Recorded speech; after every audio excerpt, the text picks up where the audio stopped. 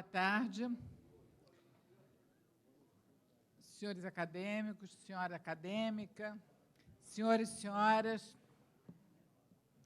chamo para compor a mesa, então, o secretário-geral, Geraldo Holanda Cavalcante, o tesoureiro Evanildo Bechara, o segundo secretário Marco Lucchesi aqui, o primeiro secretário Domício Proença Filho, o acadêmico Cícero Sandrone, e aqui o doutor José Pastore, representante da Votorantim.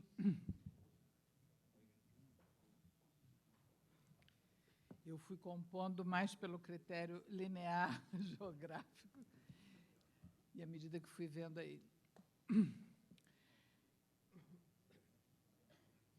É com prazer que, mais uma vez, nós nos reunimos para a entrega do prêmio Senador José Hermílio de Moraes, dessa vez sem proteção a um pernambucano, como na origem do prêmio, do premiante. Então, temos premiante e premiado.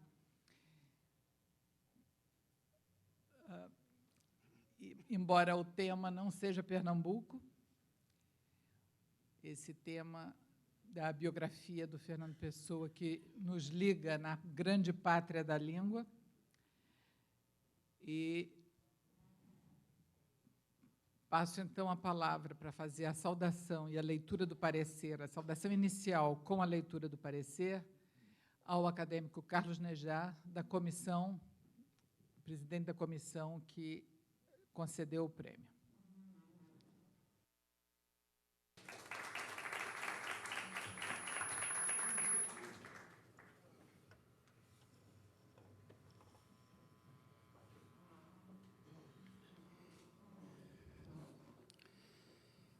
Excelentíssima presidente da Academia Brasileira de Letras, a acadêmica Ana Maria Machado, o nosso secretário-geral, Geraldo Holanda Cavalcante, também na mesa o secretário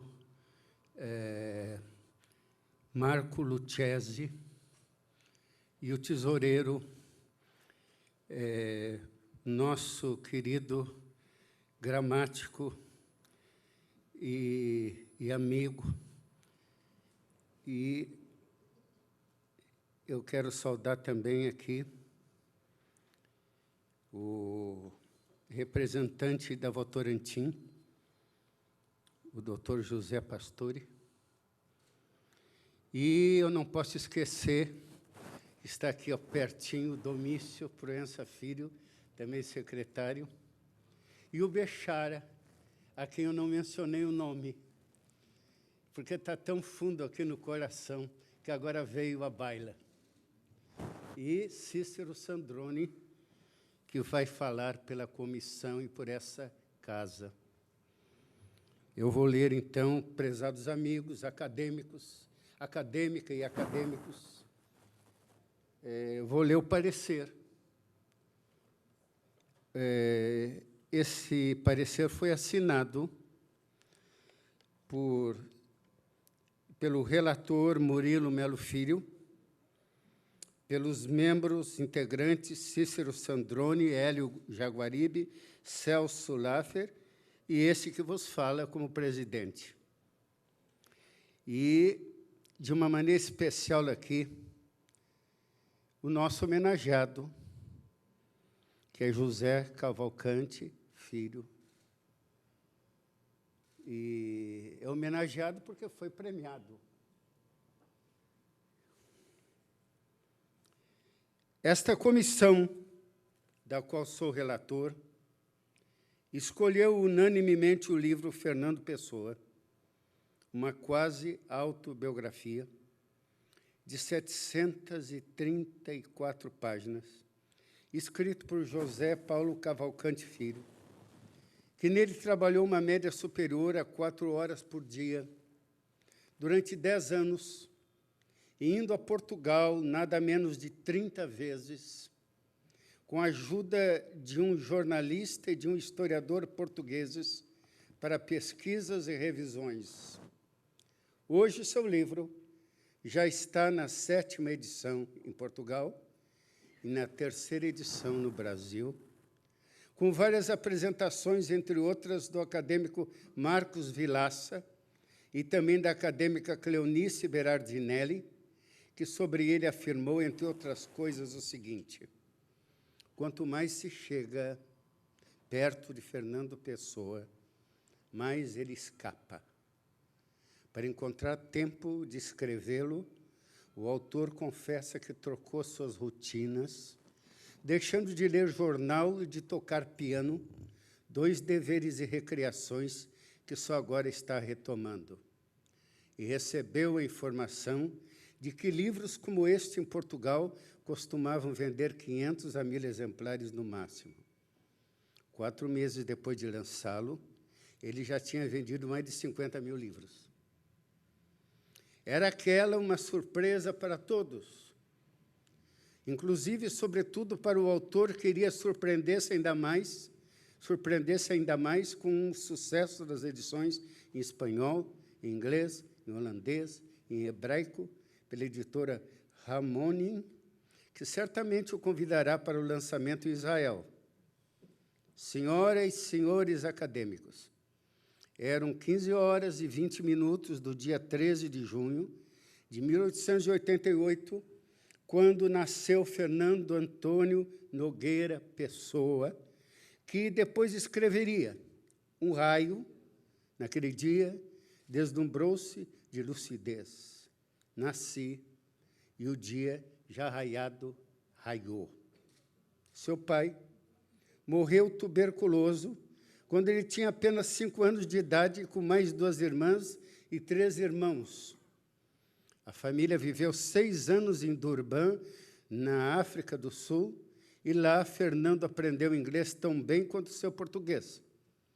O escritor José Paulo Cavalcante Filho revela ter conversado com pessoas que conheceram Fernando de perto. Tocou com os dedos papéis escritos por ele, visitou as casas onde morou, tanto é que chegou a ter uma visão de vislumbrá-lo próximo à esquina da Livraria Bertrand, no Chiado, em Lisboa. E sustenta que Fernando Pessoa foi sempre um homem esquisito, singular e diferente. Nunca fez a barba, porque também nunca soube barbear-se. Por isso mesmo, muito frequentou as barbearias, sendo bem natural que vários dos seus textos nelas tenham transcorrido. Usou sempre casacos compridos e apertados. Não dormia nem esperava dormir, nem na morte. Fumava sempre muito, em todos os lugares, na rua, nos escritórios em que trabalhava e nos quartos em que morava. Fumava também cachimbo e charutos bastante caros. Consumia alta média de 80 cigarros por dia. Houve dias em que dormiu fumando, como aconteceu com a nossa Clarice Lispector. José Paulo Cavalcante relaciona no livro algumas regras de vida aconselhadas por Fernando Pessoa e resumidas a seguir: não tem opiniões firmes, nem crê em seu valor. Seja tolerante, sem certeza de nada. Espere o melhor, mas prepare-se para o pior. Nada queira reformar. Haja como os outros, mas pense diferente deles. Faça o menos possível de confidências. Sonhe tão pouco quanto o possível. Seja agradável só para agradar. Considere que são poucos os amigos leais. Tinha hábitos pequenos, como, por exemplo, de colecionar selos. Num tempo em que não havia rádio ou televisão, só se sentia bem quando ouvia música clássica de Chopin, Beethoven, Liszt, Mozart, Verdi e Wagner. E acrescentava: a canção dos povos tristes é alegre, e a canção dos povos alegres é triste. A aversão pelo seu aspecto físico leva-o a escolher o espelho como objeto a evitar. Escreve a lápis depressa e, quando depressa escreve, não é lúcido. Viveu várias vidas dentro de uma só vida, com nomes, empregos, e a invenção de 127 pseudônimos e heteronônimos, como Álvaro de Campos, Alberto Caeiro, Ricardo Reis, Bernardo Soares e vários outros, além de ortônimo, que era o seu cognome oficial, com biografias por ele curiosamente inventadas. Foi um esotérico, solteirão, interessado pelo ocultismo, pelo misticismo e pelas consultas astrológicas. Senhoras e senhores acadêmicos, grande e próspero advogado no Recife, consultor da Unesco e do Banco Mundial, ex-ministro da Justiça e membro da Academia Pernambucana de Letras, José Paulo Cavalcante Filho, antes de escrever este livro realmente importante, visitou as casas de Lisboa, onde Fernando Pessoa morava. Nesse seu livro, o autor sustenta que Fernando Pessoa é considerado um dos maiores poetas de Portugal e da literatura universal, referido na Pléiade. Foi também um correspondente comercial, tradutor, jornalista, inventor, publicitário, crítico literário, editor, ensaísta e poeta, ativista de um nacionalismo místico e de um modernismo prático, anticomunista e antissocialista. Como um admirável linguista, partidário da língua padrão, escrita, culta e erudita, Fernando Pessoa faria hoje, aqui no Brasil, a seguinte proclamação assaz adequada, oportuna e muito repetida do nosso idioma: a minha pátria é a língua portuguesa. Em 1988, na comemoração do seu centenário, o caixão de Fernando Pessoa, num reconhecimento que em vida não teve, foi trasladado para o Mosteiro dos Jerônimos, onde hoje descansa para sempre. Este é o nosso parecer favorável ao livro. Foi escrito pelo relator Murilo Melo Filho e pelos membros integrantes da comissão que eu já referi. Disse obrigado.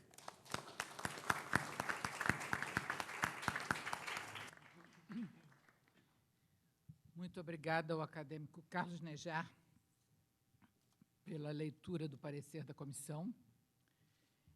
E eu agora vou passar a palavra ao acadêmico da Academia Paulista de Letras, José Pastore, e também representante da Votorantim, para entregar o prêmio ao acadêmico da Academia Pernambucana de Letras, José Paulo Cavalcante Filho, e nós todos aqui, confrades reunidos, ainda que não estejamos nos Irmãos Unidos, com o retrato do Almada Negreira atrás, como seria o adequado ao Fernando Pessoa, mas aqui sob a égide de Machado de Assis. Então, com a palavra, José Pastore, para fazer a entrega do prêmio senador José Hermílio de Moraes a José Paulo Cavalcante Filho.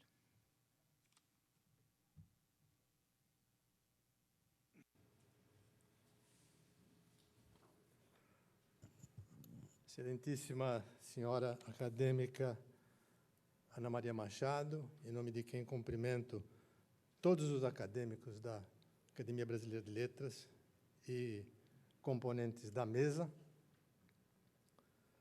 meu caro autor, jurista, filósofo, José Paulo Cavalcante Filho,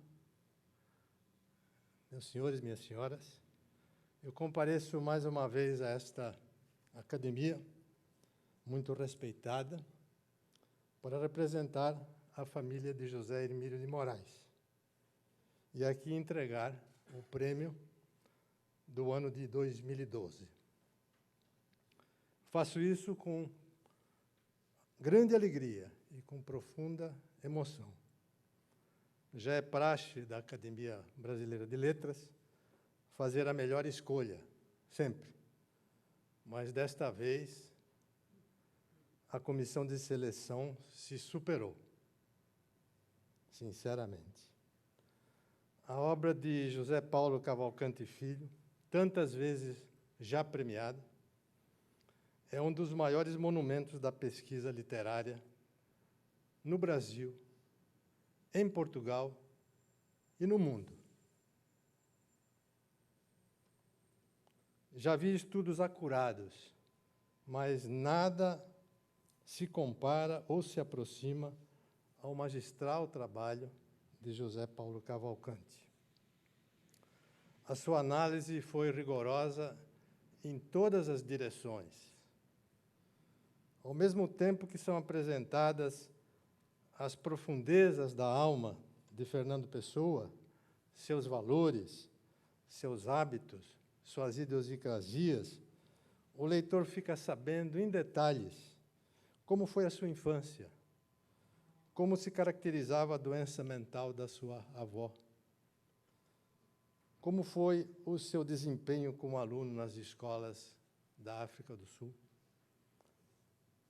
de que modo ele levou adiante o difícil relacionamento com o padrasto.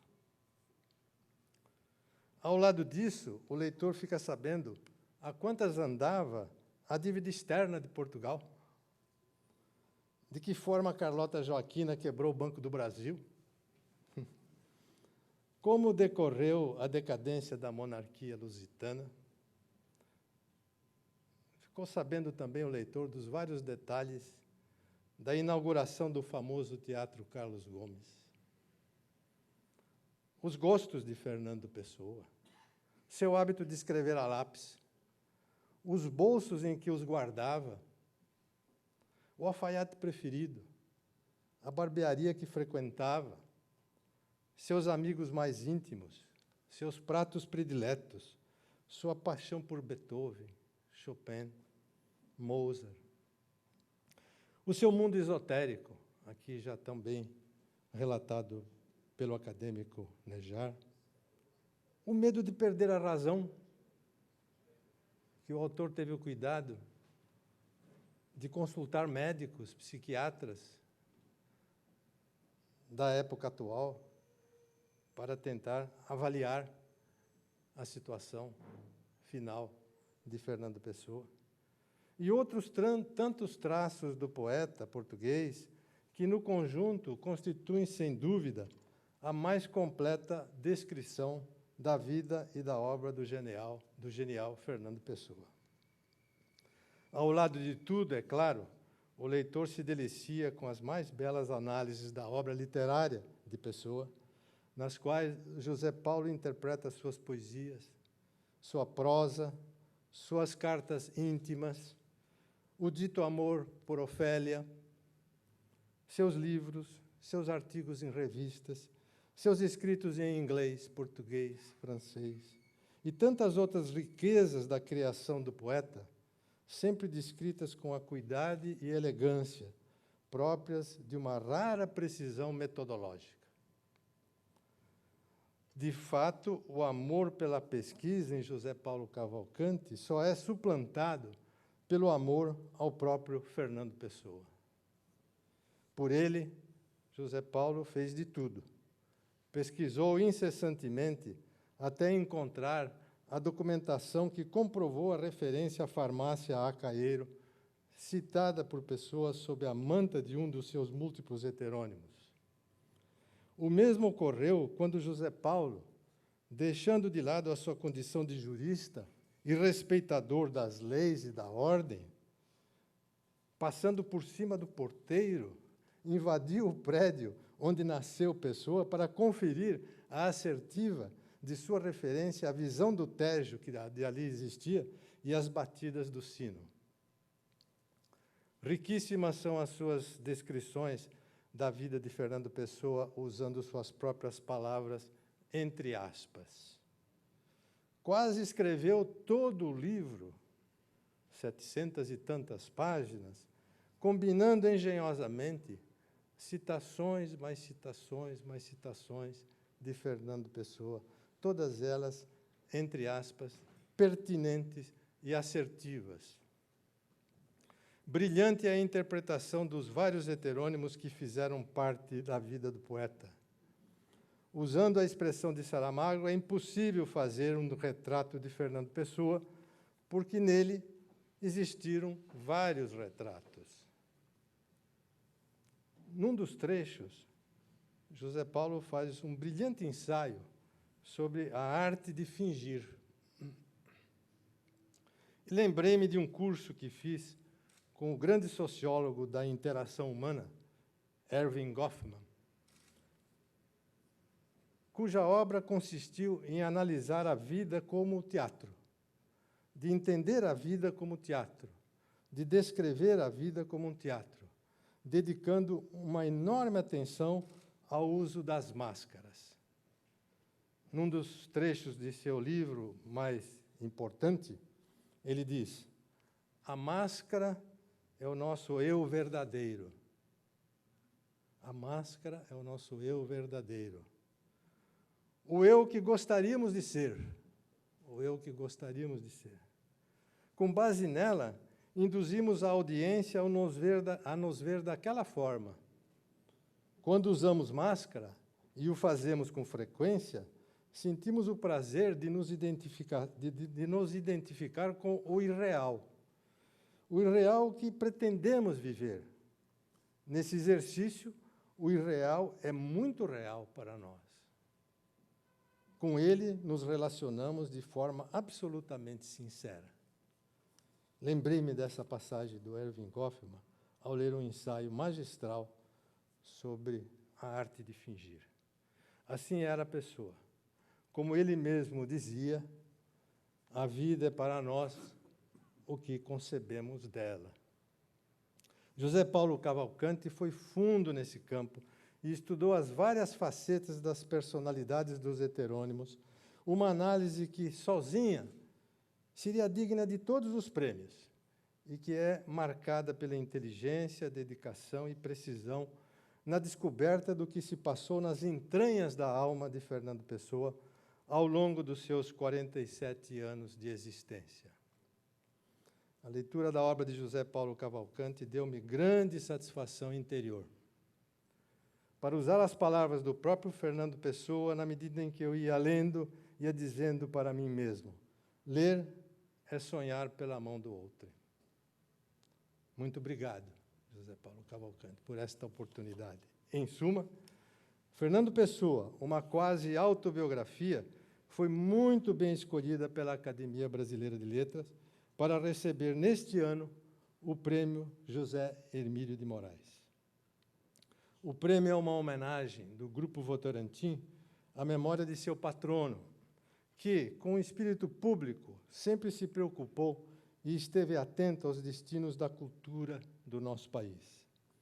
É anualmente atribuído a autores brasileiros, tendo em vista a relevância e a qualidade da obra que tenha trazido efetiva contribuição à cultura nacional, como é o caso do belíssimo livro de José Paulo Cavalcanti Filho. O empresário e senador José Hermílio de Moraes, formado em engenharia metalúrgica pela School of Mines do Colorado, era apaixonado pela literatura, em especial pela literatura brasileira. E, por isso, resolveu instituir este prêmio para estimular e homenagear os melhores talentos do Brasil. Ao cumprimentar a Academia Brasileira de Letras por mais esta acertadíssima escolha, agradeço a todos os que compareceram para homenagear o conceituado escritor e jurista José Paulo Cavalcanti Filho e reconhecer neste ato a importância da sua rica produção literária. Esta é uma merecida homenagem de um pernambucano patriota a um pernambucano devotado, muito devotado. Cumprimento o autor e a sua família, seus amigos, e tenho a honra de passar-lhe às mãos o prêmio José Hermílio de Moraes.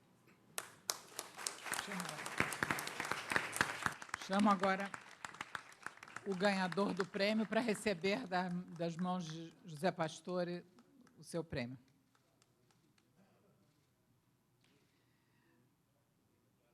Com os cumprimentos de todos nós, que serão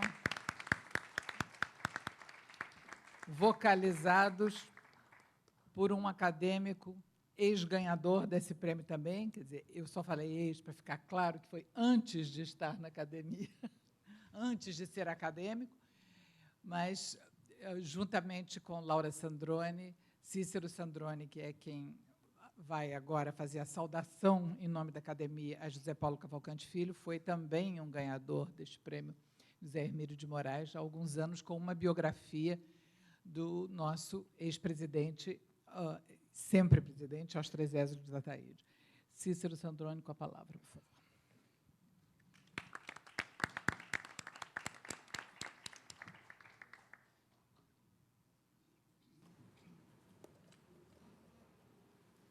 Excelentíssima senhora presidente da Academia Brasileira de Letras, senhor José Pastore,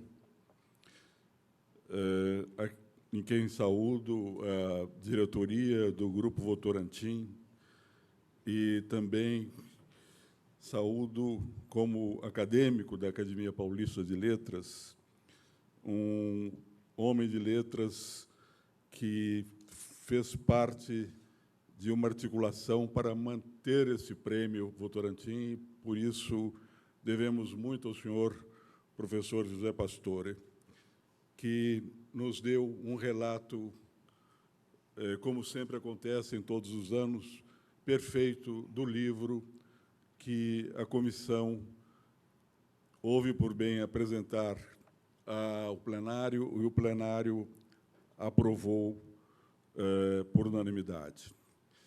Gostaria também de saudar, então, o nosso homenageado, José Paulo Cavalcante Filho, Santíssima Esposa, Dona Maria Letícia, seus familiares, o senhor Armando Monteiro Filho, senhoras e outros familiares.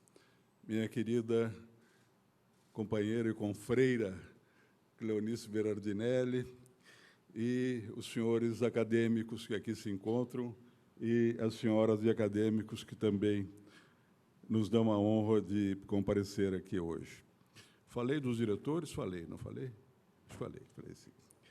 Bem, depois da leitura do relatório e deste magnífico e sintético discurso de José Pastore, cabe-me a missão de saudar José Paulo Cavalcante Filho.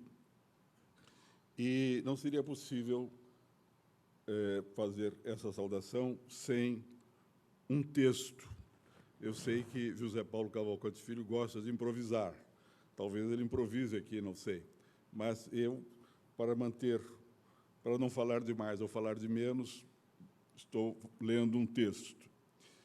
E começo exatamente como a citação do nosso relatório. Aspas. Um raio hoje deslumbrou-se de lucidez. Ponto. Nasci. Fecha aspas. Então, aspas. Como se uma janela se abrisse, o dia já raiado raiou. Fecha aspas. É quarta-feira, 13 de junho de 1888. Com essas duas linhas, José Paulo Cavalcante Filho narra o nascimento de Fernando Antônio Nogueira Pessoa, em Lisboa, ao iniciar a quase autobiografia do poeta, hoje laureada com o prêmio José Hermílio de Moraes, este grande brasileiro que tanto fez pela nossa pátria, instituído pelo Grupo Votorantim, em homenagem ao seu fundador. Fundador, como disse o professor Pastore, um grande empresário pernambucano, um senador da República, ministro da Indústria e Comércio, que prestou grandes serviços ao país. Prêmio esse indicado pela Academia Brasileira de Letras. Se voltarmos às duas linhas iniciais desta apresentação, cheia de aspas, as senhoras e os senhores terão reparado que um trecho vem entre aspas e o outro não. E assim o autor aplica, desde o começo, o método utilizado para escrever a quase autobiografia do poeta. Em suas próprias palavras, e agora com as minhas aspas, diz José Paulo: não é o que Pessoa disse ao tempo em que o disse, é o que quero dizer por palavras dele. Com aspas é ele, sem aspas sou eu. E assim o leitor aproxima-se da vida do poeta em um texto escrito a 4 mãos, em harmonia e proporção, como se os 2 autores celebrassem um acordo com acordes diferentes. Ao receber o livro, nossa querida Cleonice Berardinelli, maior autoridade na obra e vida de Pessoa, em língua e portuguesa, o que quer dizer em qualquer parte do mundo, né? Comentou em carta ao autor, aspas para Cleonice: essas aspas funcionam, pois como uma espécie de nova máscara, desta vez aplicada à face do autor desse novo livro, máscara da qual, como Álvaro de Campos, ele poderá dizer ao tirá-la: assim sou a máscara, tão aderente ela ao seu eu. Todos nós usamos uma máscara, mas todos nós também levamos algum tempo para formar essa máscara. No início da vida, 3, 4, 5 anos, para entender o alcance do pronome eu, leva-se algum tempo. É a formação da máscara. Eu sou, eu posso, eu quero. Substitui com possibilidades infinitas o mim das primeiras palavras, próximo da palavra inicial mãe e do primeiro verbo mamar.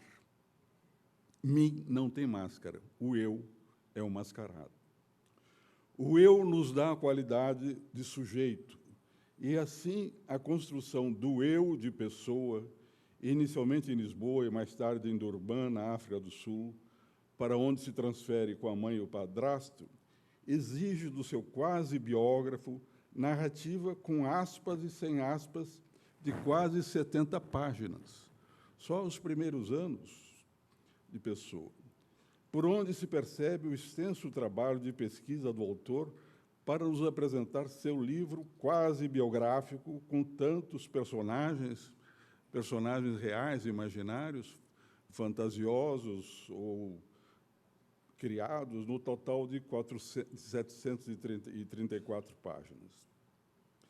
Pessoa viveu intensamente sua vida interior e produziu muito, mas viveu pouco.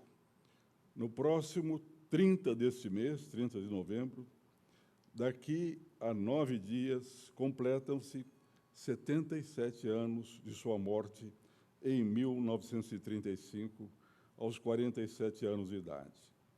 Nada foi planejado para realizar-se a cerimônia de hoje. Apenas acertaram-se as conveniências dos patrocinadores da Academia.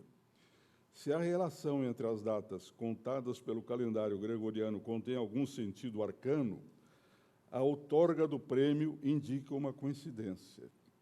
As coincidências, ao contrário do considerado, não constituem obras do acaso. No caso dessa, podemos levá-la em conta de mais uma pequena contingência a envolver a vida e a morte do poeta, e aqui fica, então, registrada.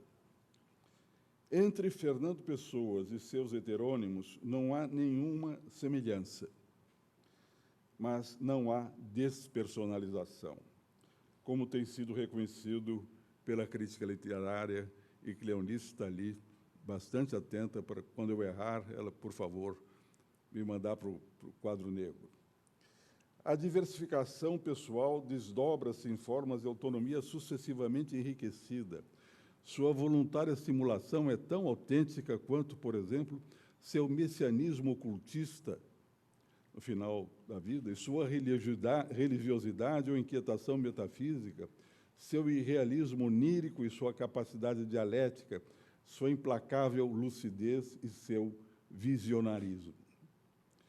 A multiplicidade dos heterônimos de Fernando Pessoa obscurece o enigma que a crítica cabe explicar, e ao leitor render-se à evidência da genialidade e aproveitar a leitura de cada um deles, de acordo com seu gosto. Ao fim de sua vida, no início do ano de 1935, Pessoa escreve a Adolfo Casais Monteiro, aspas para Pessoa: "Tive a tendência para criar em meu torno um mundo fictício, de me cercar de amigos e conhecidos que nunca existiram. Não sei, bem entendido, que realmente não existiram ou se sou eu que não existo. Nessas coisas, como em todas, não devemos ser dogmáticos." Sem ser dogmático, talvez seja aí a chave dos seus heterônimos. Mas, para o biógrafo ou quase biógrafo, a tarefa é mais difícil. A criação de heterônimos seria um, entre aspas, fingimento sincero, na palavra de João Gaspar Simões, ou a existência, aspas, de vários autores, cada um com seu estilo, habitando a mesma pessoa física, na opinião de Adolfo Casais Monteiro? Ou ainda os heterônimos não passavam de máscaras de um eu dividido, o eu romântico ao mundo, segundo o escritor mexicano Otávio Paz? Nesse sentido, a própria obra ortônima do poeta seria também, como a dos heterônimos, uma obra dentro da obra? O problema do biógrafo torna-se mais denso quando ingressa nessa floresta plena de árvores e formatos diferentes, enredado no cipós e na galharia criada por um eu atento aos outros eus, e na permanente tentativa, durante toda a vida, de impedir a visão tanto da unidade quanto a do todo.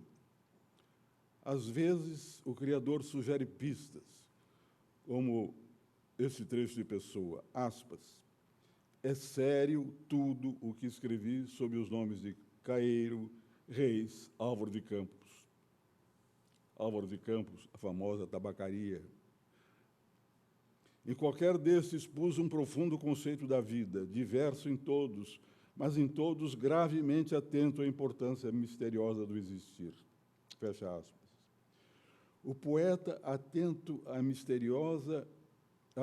importância misteriosa da diversidade de existir, seja no terreno do real, mas também do imaginado, encontrou um biógrafo, José Paulo, atento à importância da criação de almas indisciplinadas, indispensáveis à criação da poesia. E nesse livro, tão misterioso quanto volumoso, a narrativa do biógrafo e a vida do biografado integram-se de tal forma a levar o leitor a pensar não em dois, autor e biografado, mas em um só em dois. E quando o um é um e o dois centenas, surge o múltiplo no seio do uno. João Paulo não hesita em confessar sobre o texto do seu livro. Aspas para José Paulo, perdão. "Com a máscara aplicada em sua face, o autor levou para o papel não só a pesquisa e suas conclusões, mas também os textos em prosa e verso do poeta e de seus heterônimos." Em outras palavras, esse livro, agora premiado pela Academia Brasileira de Letras, contém um claro enigma, mas, ao contrário de Drummond, denso e nebuloso, apesar da excelência da pesquisa, qual seja o da existência real de Pessoa e de seus heterônimos, imaginários, mas presentes, tal como pedras no caminho do biógrafo e diante de nossas retinas tão cansadas na ânsia de vê-los. Na aparência, não há mistério na obra e no autor. José Paulo de Cavalcante Filho, advogado de fama e nomeada, jurista, ministro da Justiça do Brasil no governo do presidente José Sarney, hoje membro da Comissão da Verdade, é um homem culto, alegre, entusiasmado, um pernambucano cuja convivência afetuosa é uma alegria para os amigos. Se fosse a um tribunal em defesa do seu livro, repetiria Flaubert, Fernando Pessoa, c'est moi. E pronto. Mas quando, nos gabinetes nos quais trabalha a sua jurisprudência, no exercício da defesa do direito, não será ele, a exemplo dos já citados e dos mais 147 heterônimos encontrados por ele em seu livro, não será ele também mais um heterônimo? Embora com sua persona física, na sua integridade de advogado, jurista, homem de Estado, não será ele um heterônimo? Em carta ao seu amigo e poeta Armando Costa Rodrigues, Fernando Pessoa escreveu, aspas, a minha vida, indisciplinadora de almas. Diante desta confissão, ao ver o biógrafo aqui, no esplendor da sua glória literária, ao lado de sua encantadora esposa Maria Letícia e seus familiares, um pensador dedicado ao direito, tão amigo de um indisciplinador de almas? Contudo, se nos entregarmos à imaginação, e de que valemos nós, escritores e poetas, sem ela, poderemos encontrar alguns indícios dessa quase impossível hipótese. Impossível, mas o quase nos leva por caminhos estranhos, quando o homenageado de hoje confessa que, estando em Lisboa, quando passeava por suas ruas sem destino certo, o flaneur de Lisbonne, à procura de vestígios da passagem de Pessoa, em dado momento, no meio do caminho, deslumbra-se. Aspas para José Paulo. Certo é que na Praça Camões, bem no burburinho do chiado, afinal, o encontrei. O traje não permitia qualquer dúvida. Sapatos pretos e verniz comprados na sapataria Contente da Avenida da Liberdade. Hoje, sem mais restos de sua presença na cidade.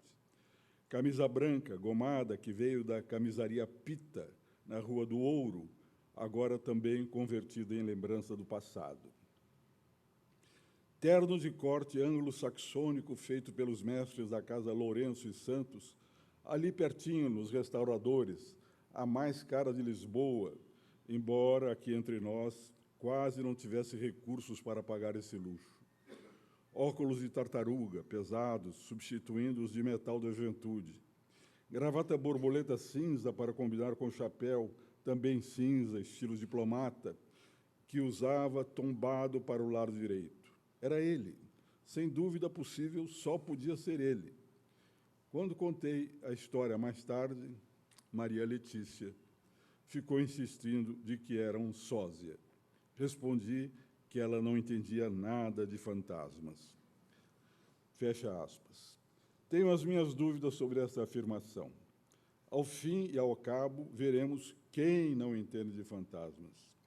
Mas, voltando ao texto, no parágrafo seguinte, José Paulo nos afirma que o romancista Luiz Rufato e Jorge Luiz Borges também passaram pela mesma experiência, a do encontro não marcado nem realizado com Pessoa.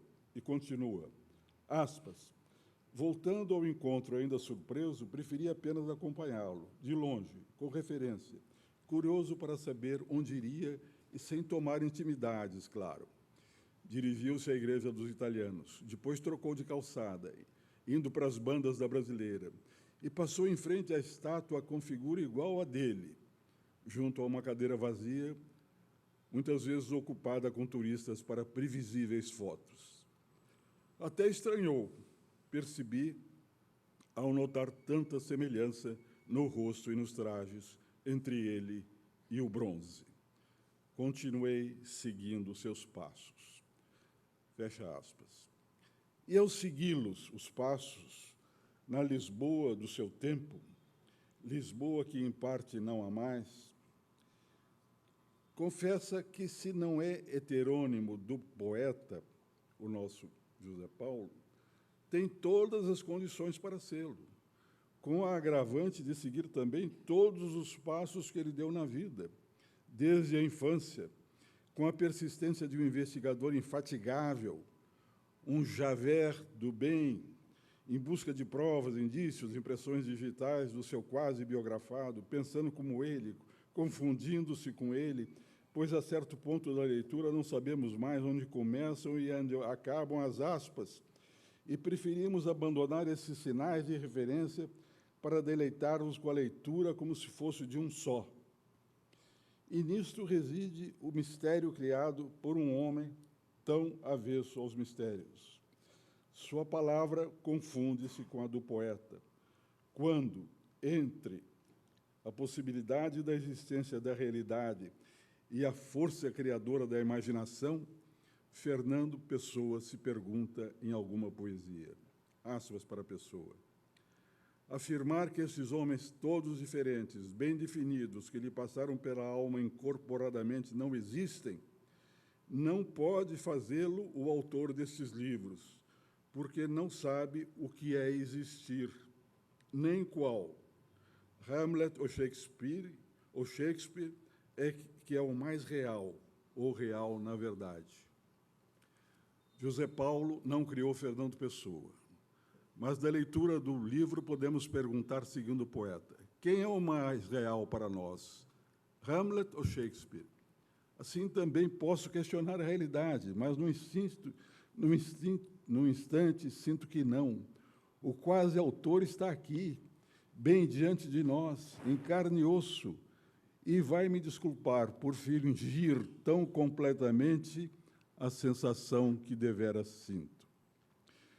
José Paulo Cavalcante Filho foi o culpado por me levar a tal ilusão, quando escreveu de tal forma que apenas a diferença da tipologia gráfica separa um do outro e forma um todo da dualidade para a unidade entre a realidade e a imaginação.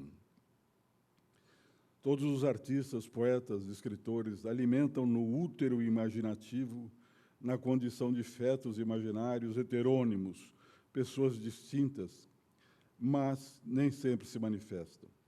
Pessoa foi capaz de criá-los, e algumas delas, como Caeiros, chegam do interior como seu mestre, e não na condição de criatura. Eduardo Galeano foi feliz ao afirmar, bem-vinda seja essa descoberta de José Paulo. Pessoa continua muitas pessoas, além das já conhecidas. Uma multidão de poetas dentro do maior poeta da língua portuguesa, família numerosa que multiplica o imenso amor a ele devido.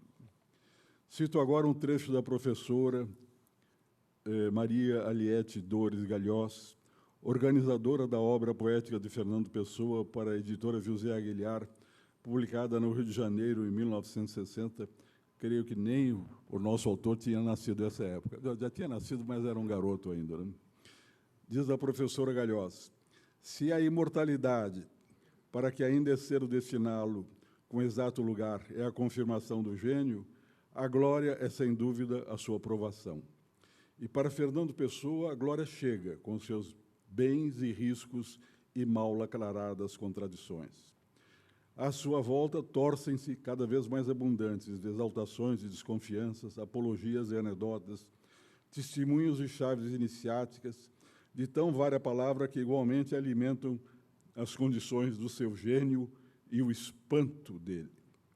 Ao escrever essas palavras, a professora Galhós certamente não conhecia a tese da nossa querida Cleonice Berardinelli, apresentada em 1959, aqui na Universidade Federal do Rio de Janeiro. E talvez mudasse suas palavras, ao conhecer a vasta produção ensaística sobre o poeta, não só da nossa professora emérita, que aos 96 anos de idade nos dá lições a todos nós, mas de críticos e professores portugueses e brasileiros que se debruçaram sobre ela. Agora, além desse mundo, a ensaística, ensaios biográficos publicados, chega-nos a biografia de alguém que conviveu 10 anos com Fernando Pessoa e o fez de tal forma que permitiu ao leitor confundi-lo, não só com o real, mas também com os criados pela sua fértil imaginação. Com talento, José Paulo nos integra a vida de Pessoa e de tal forma que o leitor se sente ligado a essa grande família de poetas, jornalistas, escritores, médiums, fantásticas personagens que, na expressão de pessoa, não sabemos o que é o real e o que é imaginário. Não sabemos o que é a realidade, se é o que lemos ou nós, os imaginados, que pensamos estar lendo um livro sobre pessoa, como diria Borges. Esse livro recebeu vários prêmios já aqui citados, inclusive, recentemente, o prêmio Dario Castro Alves, quando foi saudado pelo presidente Mário Soares. As edições no Brasil chegaram à 7ª edição já, com 50 mil exemplares vendidos. Isso não quer dizer que o fato de ser muito lido seja que o livro é muito fácil. Ao contrário, o livro é difícil, mas está sendo muito lido, e isso é muito bom. Pois, com esse livro, José Paulo Cavalcante Filho mostrou-nos todo o seu saber e o entendimento de pessoa e de seus heterônimos. Um livro importante, não só pela erudição demonstrada pelo autor, mas também pela extraordinária divulgação da poesia desse grande poeta no Brasil, em Portugal e nos países onde já temos traduções. A Academia se sente justificada na sua obrigação estatutária de defender a língua e a literatura nacional ao entregar-lhe o Prêmio José Hermílio de Moraes. Muito obrigado.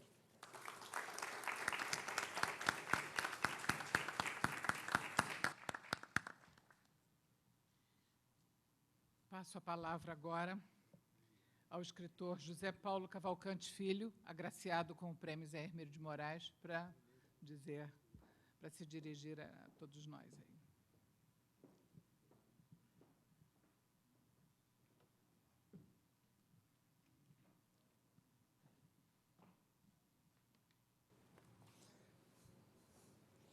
Vou pedir. Não vou bater aqui.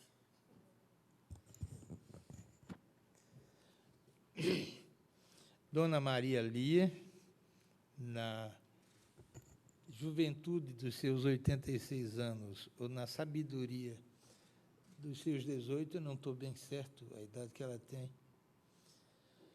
Eminente professora Ana Maria Machado, escritora, eminente presidente dessa academia, a quem peço desculpas dando uma explicação. É que se minha mãe, numa sala, perceber que eu citei alguém antes dela, eu vou levar carão quando chegar em casa. Isso é muito feio, o sujeito já tem tantos cabelos brancos. Então, me perdoe, por favor. Senhores diretores dessa Casa Augusta, doutor Calunejar, na comissão, autor desse parecer que me distinguiu, doutor Murilo Melo Filho, senhores membros da comissão, doutor Cícero Sandrone, que tornou minha dívida agora impagável. A ele já devia a delicadeza de ter ido à minha posse na Academia Pernambucana de Letras, doutor José Pastore, a quem agradeço pelas palavras muito mais do que pelo envelope. Foram palavras tocantes, não sabe como me agradaram. Eminentes acadêmicos, doutora Cleonice Berardinelli, a quem pedi 2 linhas no livro, teve a delicadeza de mandar 2 páginas, e depois a segunda delicadeza de aceitar que aquelas páginas fossem a apresentação do livro. Foi assim que se deu. Doutor Roque de Brito Alves, que aqui representa, veio de Recife só para isso, a Academia Pernambucana de Letras, meu colega nela. Dona Maria Letícia, que manda em mim como reza o matriarcado pernambucano. Doutor Armando Dona do Carmo, doutor Armando, ex-ministro da Agricultura, muito me honra. Tantos amigos, senador Marcelo Cerqueira, que trabalhamos juntos no alvorecer da redemocratização a partir de 85, vejo tantos amigos, mas, senhores acadêmicos, minhas senhoras, meus senhores, eu resolvi conversar com vocês, mesmo brevemente, sobre um ponto que me tocou muito quando eu escrevi essa biografia do Pessoa, que são as relações entre Portugal e Brasil em Pessoa. O primeiro ponto de união entre Portugal e Brasil, no coração de Pessoa, é o sebastianismo, materializado na figura de messiânicos que fizeram sucesso, sobretudo, no Nordeste brasileiro, como, em 1816, o mestre Quiú, na cidade do Paraíso Terrestre, em 1836, o João Antônio, na Pedra do Reino, e entre 1893 e 1897, à beira do rio Vaza Barris, Antônio Conselheiro, por mestre Câmara Cascudo, definido como frugal, austero, exigente, disciplinado e casto. O mesmo que para Fernando Pessoa morreu como um exemplo com seus companheiros, sem se render pela esperança do Quinto Império. O segundo ponto da união já foi tocado aqui por mestre Cícero Sandrone, é a pátria-língua. Dizia Pessoa, minha pátria é a língua portuguesa. Última flor do Lácio, inculta e bela, completaria Olavo Bilac, no soneto A Última Flor do Lácio, em que da voz materna ouvi meu filho, e em que Camões chorou, no exílio amargo, o gênio sem aventura e o amor sem brilho. Mais a língua do que o país, é certo. Tanto que, no seu ultimato, o Pessoa nos brinda com palavras muito pouco lisonjeiras. E tu, Brasil, blague, de Pedro Álvares Cabral, que nem te queria descobrir. Mas escrever uma biografia de Pessoa foi também um aprendizado, porque eu entrei em contato com um conjunto enorme de palavras que, lá usuais, é que são muito pouco conhecidas. Por exemplo, dominó. O dominó que eu vestia estava errado, dizia na tabacaria. Dominó é uma túnica quadriculada com capuz, usada nos carnavais portugueses. Berda merda, que é o equivalente a João Ninguém, o Charlie Nobody, em inglês, mas que em Portugal também é um palavrão. Não quero saber de mais nada e berda merda para o que saberei. Salsifré, que é um baile popular. Forcado é aquele toureiro que segura o touro à unha. Eu até perguntei ao meu historiador, não é forçado, não. Meu traje de forçado. Não, é forcado mesmo. Telefonia, que é rádio. Capoeira. Isso é uma coisa curiosa, porque na tabacaria está, esperei que me abrissem a porta, ao pé de uma parede sem porta, e cantei o Cantiga do Infinito na capoeira, e ouvi a voz de Deus num poço tapado. Aí eu expliquei que capoeira não é luta, que ninguém consegue cantar uma Cantiga do Infinito no meio de um barulho. Capoeira é mata, que é muito comum no Nordeste brasileiro. Cantava Cantiga do Infinito na mata. Aí meu historiador disse, doutor, eu não concordo, não. Por quê?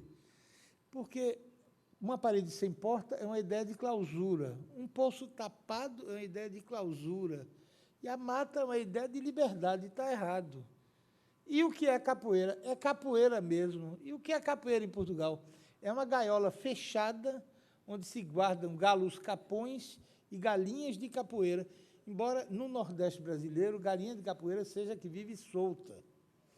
Esperei que me abrissem a porta ao pé de uma parede sem porta e cantei a Cantiga do Infinito numa gaiola fechada, uma capoeira, e ouvi a voz de Deus num poço tapado. Caeiro, que é caiador, como o jogador de Portugal, da seleção portuguesa, Luís Caeiro Filho, ou o heterônimo Alberto Caeiro da Silva. Fingidor. Aqui eu tenho que parar um pouco. Fingidor. E aí vou confessar aos senhores o que aconteceu. Eu estava, uma vez, numa obra, e um pedreiro junto de mim virou-se e gritou: João, traz a areia de fingir. Aí eu peguei no braço dele: meu amigo, você disse o quê? O que foi que você disse? Aí ele, lívido: mas, doutor, eu só pedi areia de fingir. Areia de quê, meu amigo? Areia aqui da construção. Aí eu corro para casa e vou no dicionário latim. Fingere, fingir é fingir, fingere é fingir, é modelar de barro e é construir. Depois, conversando com o professor Antônio de Abel Freire, da Universidade de Aveiro e de Lisboa, ele me explicou que, no apogeu da Belle Époque, que vai de fim do século XIX até 1940, era comum decorar as casas no estilo Art Nouveau. Então, as paredes das salas eram decoradas com pinturas à mão, em motivo de caça ou natureza, e o teto de gesso com arabescos que eram modelados. Fora da casa não se podia usar gesso, porque a chuva logo o destruiria. Então, eles usavam uma argamassa feita de cimento cal e areia de fingir, que eram trabalhadas por um instrumento chamado colher de fingir, ou colherinha de fingir. E os profissionais que faziam isso, antigos especialistas nos restauros de altares de madeira na área do Porto, passaram a ser conhecidos como fingidores. Era uma profissão muito conhecida no tempo de Pessoa. Então, quando Pessoa diz: o poeta é um fingidor e finge tão completamente que chega a fingir que é dor a dor que deverás sentes, é claro que esse verso está errado. Ninguém pode fingir uma dor que sente deveras, de verdade. Ou finge ou sente. Então, eu achei que tivesse feito uma grande descoberta e fiquei exultante, até o dia em que, abrindo o livro da professora Cleonice Bradelli, descobri que, muito antes de mim, eu certo que era uma descoberta genial, muito antes de mim, ela já tinha descoberto, já tinha escrito. O primeiro ímpeto meu, que não a conhecia então, foi o ímpeto de assassinato com recurso de crueldade. Depois desisti, que não faz meu temperamento, optei pelo suicídio. E depois decidi que a melhor ideia era depois conhecer a professora e cumprimentá-la, mas ela não sabe a tristeza que me deu ao perceber que o que eu descobri, na verdade, não era descoberta, não era novidade nenhuma, mas, afinal, foi assim, professor. Eu lhe pedi, ia lhe explicar, foi isso que aconteceu. Também descobri que a automaca... bom, escapou, mas se eu lhe encontrasse durante os 2 minutos iniciais, a senhora corria risco de vida, com certeza. Depois descobri que a automaca é uma espécie de ambulância, que americano é um veículo, um landau é uma carruagem aberta, não é carro da Ford. Americano é um veículo puxado a cavalo sob os trilhos dos comboios, que aqui tem outro nome porque o serviço era explorado aqui no Rio por uma empresa inglesa chamada Bond & Share. Aqui, em vez de comboio, passou a ser bonde. Depois aprendi que luva branca é equivalente a... aqui é luva de pelica. O saco azul, aqui é mala preta, aliás, um instrumento muito em voga pelas bandas do Planalto Central. Aprendi também que gosto do imargo em Portugal é bucha e estica, que os três patetas lá são os 3 estarolas. E durex lá se chama camisinha. É camisinha. Quando eu escrevi no livro que ele colava selos com durex, aqui, na edição brasileira, na portuguesa, O sujeito trocou por fita gomada. Mas, meu amigo, por que isso? Descobri. Mas essa aventura foi além da língua. Eu, por exemplo, percebi que o prato preferido dele era a nossa dobradinha, que é um prato português, Domício, mas faz muito mais sucesso hoje no Brasil do que em Portugal. Até chegou a dedicar poema a esse prato chamado Dobrado à Moda do Porto, em que diz: um dia, num restaurante, fora do espaço e do tempo, se viram-me amor como dobrada fria. Se eu pedi amor, por que é que me trouxeram dobrada à moda do Porto fria? É porque esse amor do poema não é o amor tradicional, é o amor homossexual. Metáforas, no dizer de Teresa Rita Lopes, uma possibilidade de amar, palavras do enorme Eduardo Lourenço. Agora, no campo dos afetos, Pessoa gostava de Catulo da Paixão cearense. Cearense, apesar de ter nascido no Maranhão e morrido no Rio. Quem era cearense era o pai dele. É o único brasileiro que mereceu um poema de Pessoa, o único citado em versos de Pessoa. E Pessoa não gostava de quem? De Oliveira Lima. Por quê? Porque Oliveira Lima inventou de ir para Portugal e danou-se a elogiar o doutor Júlio Dantas numa conferência da Sociedade Real de Literatura, o mesmo Júlio Dantas que acabara de fazer críticas pesadíssimas à revista Orfeu, que Pessoa dirigia junto com Mário Sacarneiro. Aí diz Pessoa: as afirmações que faz são tão incorretas, a imprecisão que transmite é tão notavelmente falsa, sendo que é impossível, dentro de limites decentes, emendar a massa de críticas. Agora, para ser justo, não era só Pessoa que não gostava do Quixote gordo, como a ele se referia Gilberto Freire. Emílio de Menezes, por exemplo, lhe dedicou um poema que eu vou resumir aqui, chamado O Plenipotenciário da Facúndia, em que dizia: de carne mole e pele bombalhona, ante a própria figura se extasia. Sendo oliveira, não dá azeitona. Sendo lima, é quase melancia. E assim se conta essa figura estranha, são 1000 léguas quadradas de vaidade por centímetro cúbico de banha.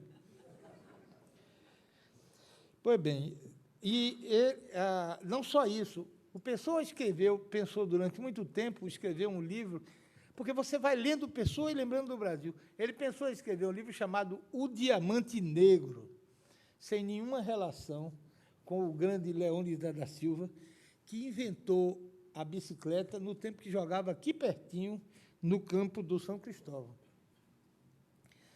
Adiante, e Pessoa escreveu um livro em homenagem a um político populista que morreu assassinado, Sidônio Paz, na estação do Norte, na estação do Rossio, quando ia tomar o Expresso do Norte, que é um personagem em tudo similar ao Odorico Paraguaçu, do nosso querido Dias Gomes. Nesse livro, Pessoa recolheu a produção dos amigos, publicou, inclusive com um poema de Pessoa, é um soneto assinado pelo Heterônimo de Portugal, e deu a esse livro o título de O Bem Amado. Impossível você... Eu tenho esse livro em casa, é impossível você não se lembrar de Pessoa do Brasil, quando você vê um exemplar do Bem Amado, em 1819. Talvez o Dias Gomes não fosse nem nascido nessa época. Agora, uma frase que Pessoa dizia sempre era: estive a descansar de não fazer nada. Que quem for do Pernambuco há de se lembrar, na mesma hora, de um poema chamado Filosofia, de Ascenso Ferreira, que eu penso que quase todos conhecem, que diz: hora de comer, comer, hora de beber, beber, hora de vadiar, vadiar, e hora de trabalhar pernas para o ar, que ninguém é de ferro. Ele dizia, por exemplo, numa carta de Ofélia, ó, que saudade que eu tenho. Aí eu completei embaixo, da aurora da minha vida, que é o verso de Casimiro de Abreu, em meus 8 anos. Drummond, tenho razões para afirmar isso com grande chance de certeza, que, inspirada em o poema de Drummond, Memórias, é inspirado num poema de Pessoa chamada Isto. E é um poema muito conhecido de Drummond, que basta ler os dois para ver que são a mesma coisa. O de Drummond diz assim: amar o perdido deixa confundido nosso coração. Pouco pode ouvido ante o sem sentido apelo do não. As coisas tangíveis tornam-se insensíveis na palma da mão, mas as coisas findas, muito mais que lindas, essas ficarão. Inspirada em Isto de Pessoa. Nosso Vinícius de Moraes. Pessoa, ter sempre um momento aqui eterno enquanto dure. Vinícius, que não seja imortal, posto que é chama, mas que seja infinito enquanto dure no soneto da felicidade.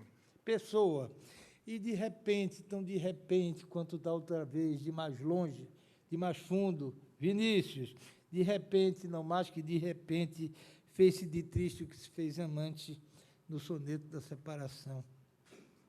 Manuel Bandeira, Pessoa diz em aniversário, a mesa posta com mais lugares. Bandeira, na consoada, a mesa posta com cada coisa em seu lugar.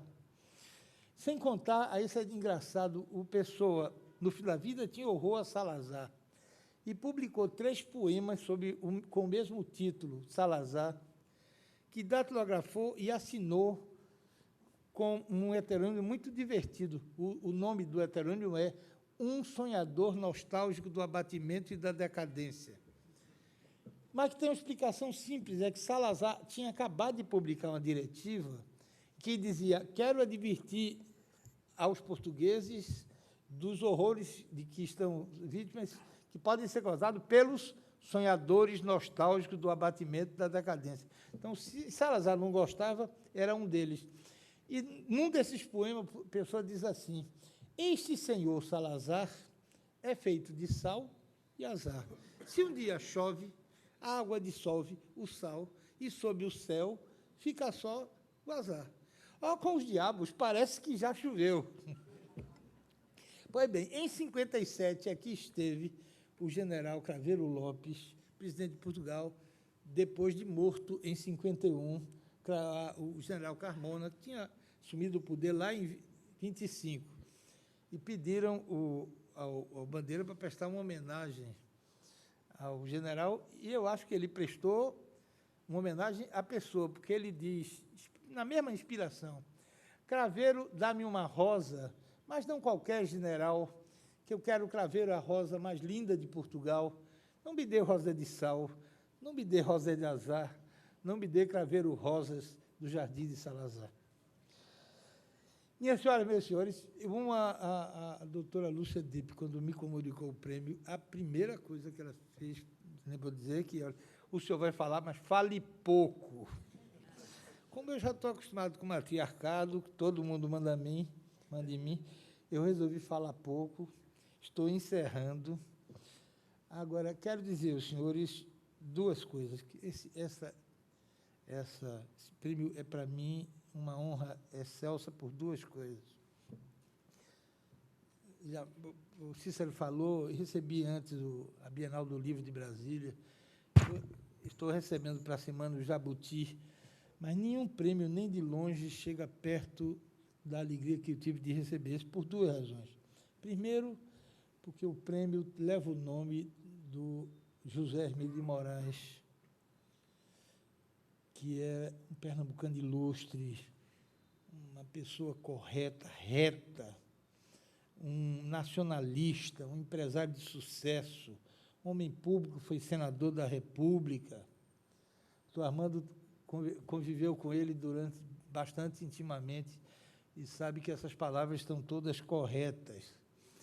Então, receber um prêmio que leva o nome deste grande brasileiro, só pernambucano, é uma honra, doutor Pastore, que saiba que toca a fundo no coração. E a segunda razão é porque é um prêmio dado por esta casa augusta, não pode haver nada mais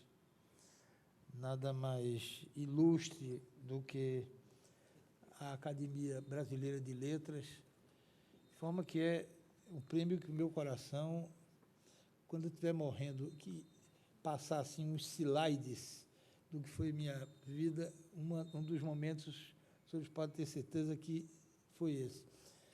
Quando eu recebi o prêmio, uma jornalista me perguntou o que é que esse prêmio representa para o senhor. E, com a resposta que eu dei a ele, me despeço dos senhores.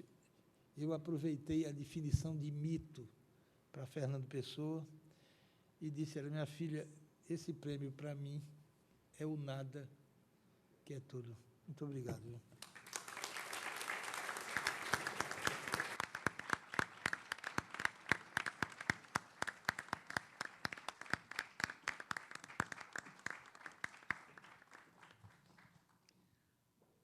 Bom, e mais uma vez, felicitando a José Paulo Cavalcante Filho e agradecendo essas palavras, não podíamos terminar de melhor maneira do que com as palavras do Fernando Pessoa, de modo que está encerrada a sessão.